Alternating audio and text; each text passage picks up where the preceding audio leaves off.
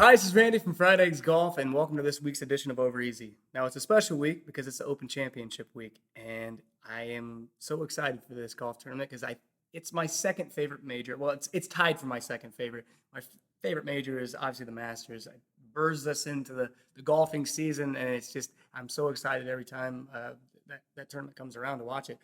Having said that, the reason I say the U.S. Open, the Open Championship, are a tie for me is because I believe they challenge these professionals much in the same way, but also in different ways.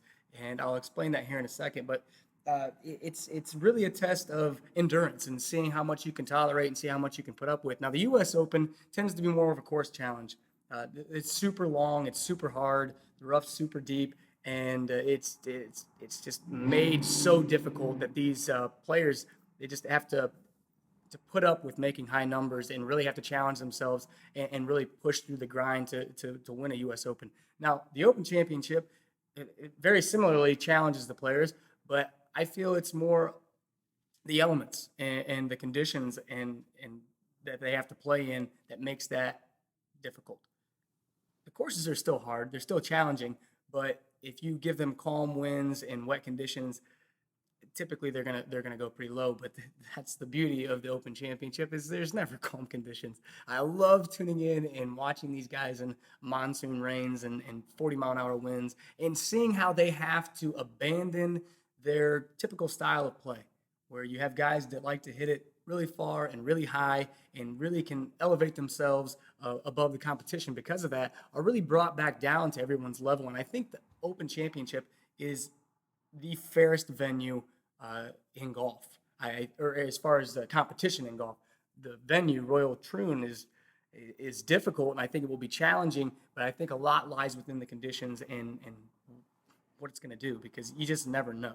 It can change at any moment. You tee off in the morning and it's sunny, and by 10 o'clock it's raining and the wind's blowing. And I think that makes for some amazing golf to watch, and I hope everyone tunes in and checks it out. But back to how the players play differently in these elements, I think it's cool to see them change up their game plans and start hitting, uncharacteristic shots. You see a lot of punch and stingers and just different methods of playing holes off the tee that you don't typically see in any other event at all, not just major championships, any at all. So I think that with that being said, and kind of analyzing this style of play and what it takes to win a championship or an Open Championship, I'm going to go ahead and make my prediction now. And I've been looking at the list of odds all day, and I almost immediately Jason Day is a favorite, which I mean he should be. He's world number one. He's been playing stellar golf. I don't think that he wins this championship strictly because he's known for really one thing, and it's hitting it super high and super far.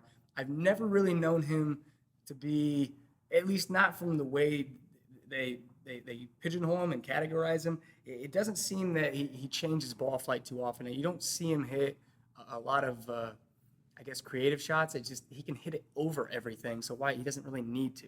So I'm going to drift away from Jason Day. Next on that list is Dustin Johnson.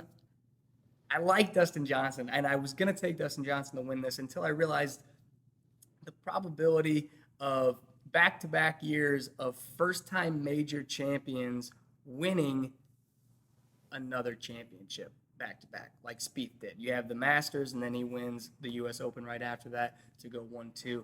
And I think that that's a feat that is not going to be repeated with Dustin Johnson winning the U.S. Open and then backing up with another win. So I'm going to cross him off the list just for that reason alone, but I think he has a real chance and he's playing very well.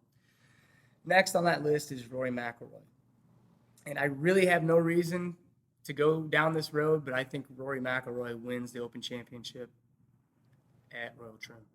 And I don't think he's been playing that stellar. I think his putter's been letting him down, but I just have that feeling inside of me that Rory McIlroy is going to do it this week.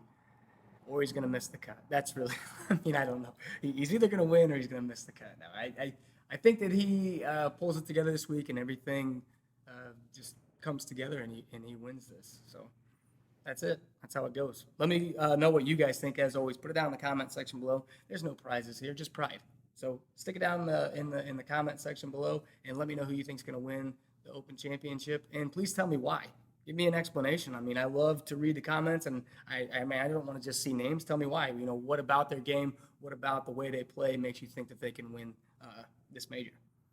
So I finally got through that intro. I will let you know before we get into the questions that it took me like 15 tries because I kept referring to the Open Championship as the British Open.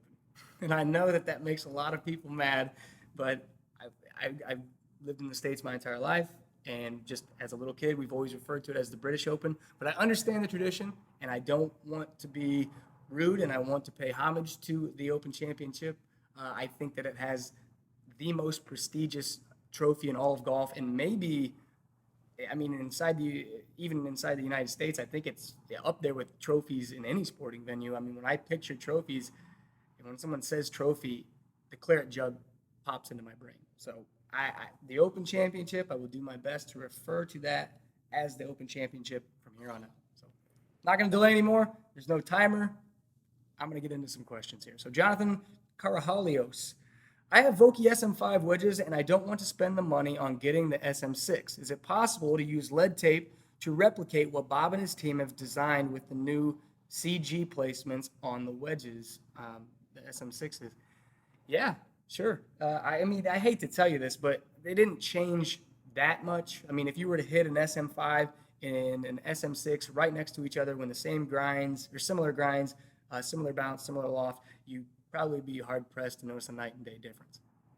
Having said that, you can absolutely throw lead tape on wedges to manipulate the center of gravity, ball flight, and to kind of make them perform and to better benefit the way that you contact the ball. If you look at almost any professional's wedges in his bag, they smother those things with lead tape, and not just the wedges, a lot of their irons and stuff like that, just because they want the weight to be in an absolute perfect spot for the way that they contact the ball, the way they launch it, the way they spin it, and putting lead tape on a wedge is a quick way to do that. It's a quick way to fix it without having to design a wedge from scratch, which, I mean, if you're not Phil Mickelson, they're probably not going to do. So I would say, yeah, try it out. What's the worst that can happen? If it doesn't work, you peel it off. Corby Hewson. Randy, I'm a 10 handicap, and that is trending to single digits. I'm looking into getting fitted for some new clubs. I played a RBZ Stage 1 driver and a Mizuno 65 irons. I don't have funds to purchase both irons and driver. If you had only one choice for getting fitted for irons or driver, which would you pick? I don't want to answer it just blatantly like irons or driver. I think this is really down to you personally. Do you hit the irons better or do you hit the driver better? Whichever one you don't hit as well, get the other one fitted, or get that one fitted. So if you don't hit the driver well, but you hit your irons okay, then go with the driver and vice versa. But technology seems to change more in metalwoods. The R&D tends to be focused more on drivers. So if with the RBZ, the original RBZ, I think there might be some technology out there, at least some advancements and adjustments where you might benefit more. That is if you hit the RBZ bad. If not, if the iron play is struggling a little bit, go that route. I think that either way, it will improve your game by getting either one of those custom fitted, but you're going to have to decide for yourself which one will benefit your game. Michael Stott. I recently saw some video about driver shafts on the channel of some other YouTubers. Most of them say that shaft makes very little difference on spin, shown on their GC2s, and really make no notable difference whatsoever, they say.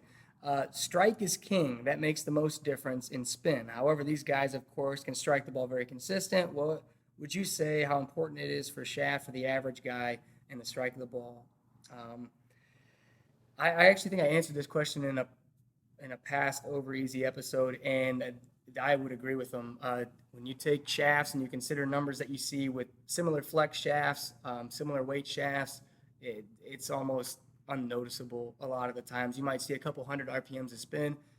Having said that, though, it is a good way to fine-tune. When you're fitting someone and changing shafts out can help nudge numbers in a certain direction to give you more beneficial spin rates, launch angles, but also consistency. So there is some validity to it, but please don't put as much into it as manufacturers of these shafts would like to make you think. There's not one shaft that has a brain that knows what to do, and all it does is it just has certain characteristics, and it performs when bent a certain way.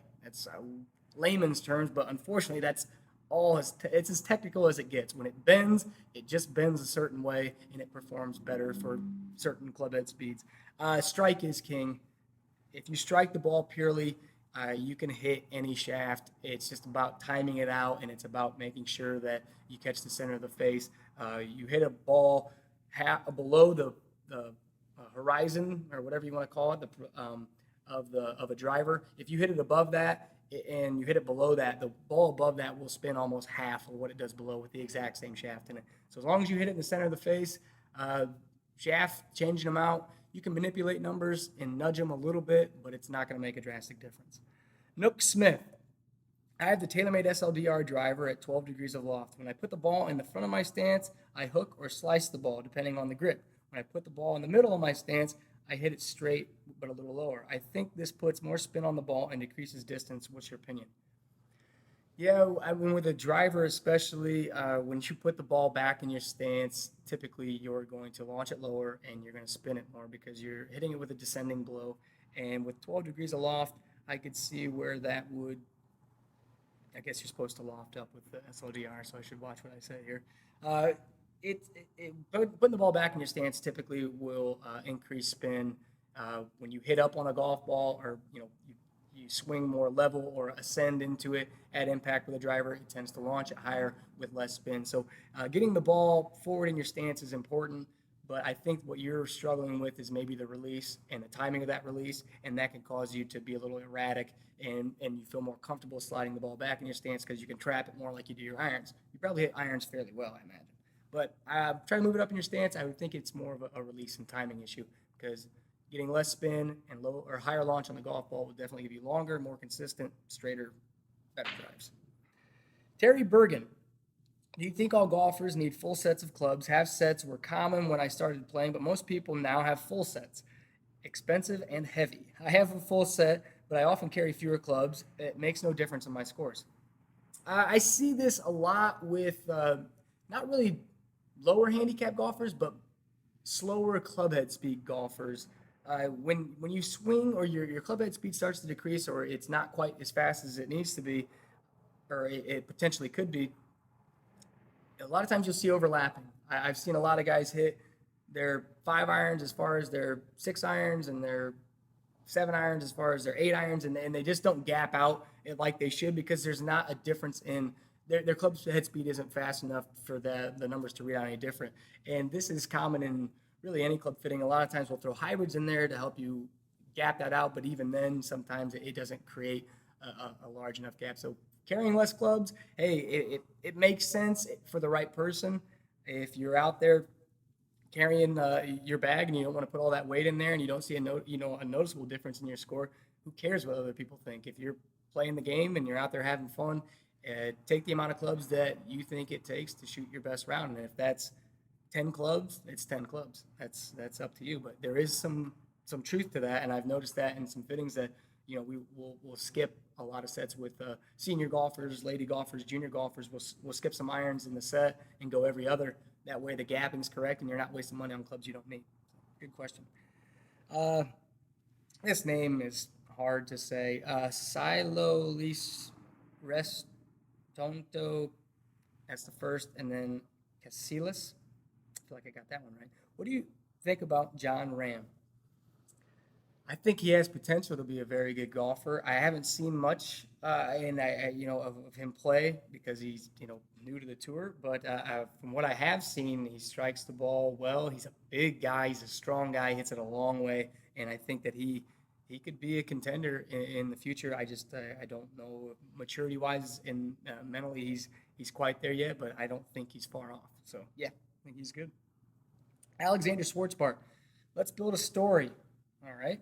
You are a young pro, which is gonna be I'm gonna be a big thing on tour in 2 years. Every big manufacturer wants to sponsor you: TaylorMade, Ping, Titleist, Cobra, Callaway, etc. Basically all the big players, and give you the 14 clubs and a ball for your bag. Which manufacturer do you choose and why? No money involved, only equipment. If I had to pick one manufacturer to sponsor me and I had to play all their equipment, first of all, that that cuts off a lot of that field because a lot of these manufacturers don't make a ball, or they don't make a ball that I would play with. Having said that, I think the two top runners, because I like Ping a lot, and but they don't make a ball. Titleist, uh, Titleist is I'm not a fan of Titleist really, and that's why you'll never see a Titleist club in my bag. Nothing, I mean, it's all just personal reasons. I think it would be between TaylorMade and Callaway, but I play a lot of Callaway equipment. I just have a fairway wood from TaylorMade, and I like Callaway's ball, and their putters are Odyssey, so I think that they make from top to bottom, including the ball. I think that they make the most complete set of clubs that you can find out there. If you were going to go brand loyal and just stick with one brand, I think Callaway does it best from top to bottom as far as wedges, balls, putter, irons, hybrid, fairway wood, drive. Yeah, I got it all. I think that I would go with Callaway. Team Callaway. Absolutely. Wink, wink, Callaway, if you're watching. Mark Sheehan. Hi, Randy. Have you ever custom fitted putter using technology? It seems most important club in the bag, but nearly all putters are purchased off the rack. Well, Mark, if you come to my shop, I would not let you purchase it off the rack without putting you through at least some kind of a static fitting. Unfortunately, you're right. A lot of people just buy a putter off the rack, and it just gets overlooked because I don't know, it's just not sexy, I guess, to make a 5-footer as opposed to hit a 300-yard drive. But it is. It's the most important club in your bag. You use it the most, and I think that it would benefit more golfers if they use technology to fit their putters. Now, we use technology a little bit in our shop, but it's mostly to analyze angles and distances and posture and everything like that. Whereas there are some cool technology out there with putter fittings like the Sand Putt Lab, which uses ultrasound vibrations in the shaft to let you know where impact and gives you every bit of information you ever want to know about putting. I don't have a piece of machinery like that, although I would love to use one to do my putter fittings with because I think it would be beneficial for both retailers and the consumer, the customer, because you're going to get a putter that's not only custom fit to you mechanically as far as the length and the line and everything, but also what gives you the best numbers as far as the roll. It gets the ball going end over end and best contact on the face. So more information, I always think is a good thing. I got to see. My battery was about ready to die. See if this thing's still running.